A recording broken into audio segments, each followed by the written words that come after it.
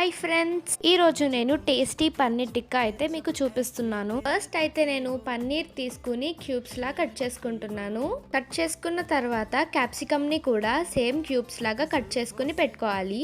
తర్వాత ఆనియన్ ని కూడా కట్ చేసుకోవాలి. తర్వాత ఒక బౌల్ తీసుకుని 2 స్పూన్స్ శనగపిండి, కొంచెం ఆయిల్, మీకు కావాల్సినంత సాల్ట్, కారం అండ్ గరం మసాలా వేసుకుని మిక్స్ చేసుకోండి. తర్వాత ఇందాక మనం కట్ చేసుకున్న పన్నీర్, క్యాప్సికమ్, ఆనియన్ ని కూడా వేసుకుని మిక్స్ చేసుకుందాం. తర్వాత స్టిక్స్ తీసుకుని వాటికి పన్నీర్ని అయితే పెట్టాలి. వీడియోలో చూపించినట్లుగా అయితే పెట్టాలి. నేను పెట్టేలోపు మీరు లైక్ అండ్ సబ్స్క్రైబ్ చేయండి. ఈ రెసిపీని మీరు కూడా ఇంట్లో చేసుకోవచ్చు. జస్ట్ 5 మినిట్స్లో అయిపోతుంది.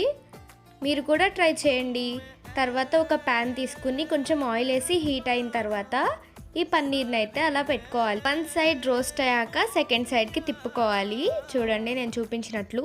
సో మన టేస్టీ పన్నీర్ టిక్కా రెడీ అయిపోయింది. సాస్, మయోనీస్ ఇలా మీకు నచ్చిన సాస్తో పేర్ చేసుకుని తినండి. Bye friends, subscribe.